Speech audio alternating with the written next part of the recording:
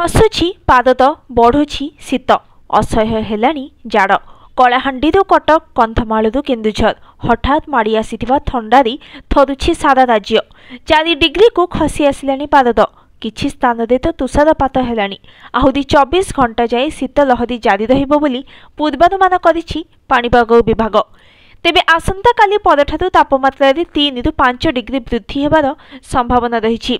तुषार चादर रे घोड़ाई होई रहिछि कलाहांडीर काश्मीर। संज 9 खसी आसुछि पारद आउ राति माड़ी आसुछि असंभाळ जाड़। लांजीगढ़ एम रामपुर काटकुरा डुमेरपदर सिरिमस्का कर्लाघाट और आरडी अंचल असह्य हेलानी शीत। राति तो राति दिन बेला भी देह थरी उठुछि। खणी अंचल सुंदरगढ़ कोईडारे भी कलबल कलानी थंडा। सप्ताहे हेलानी जारी रही शीत लहरी। कोईडार टेन्सा काल्टा मालदा कासीरा भली स्थान में तुषारपात सांगकु प्रबल थंडा अनुभूत होउछि। सेपटे जाड़ माड़े थर थर होउछि सारा कंधमाल।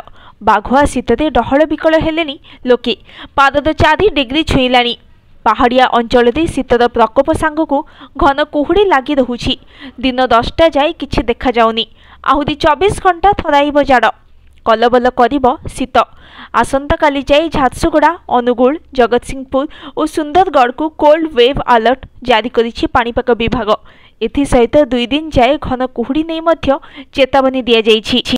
कोरापुट और कंधमाल रे हालुकारू मध्यम धरणर कुहुड़ी नै जारी होइछि येलो वार्निंग। तेबे आसंता काली परठारु तापमात्रा 3 ରୁ 5 डिग्री वृद्धि संभावना रहिछि।